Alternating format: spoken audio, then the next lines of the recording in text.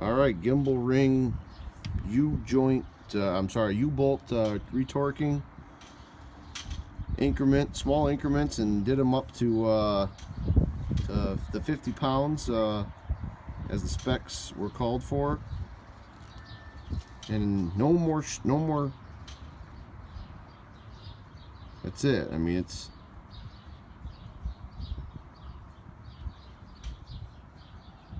what, an 1/8 of an inch, 1/4 inch.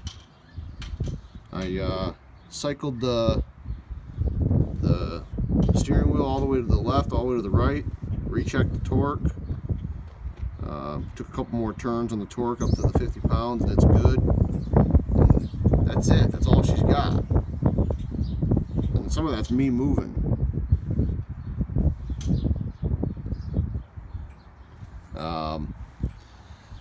Is that good? Is that good enough? I don't know. Sure looking forward to hearing so, because it would sure save me a bunch of money. Alright, thanks.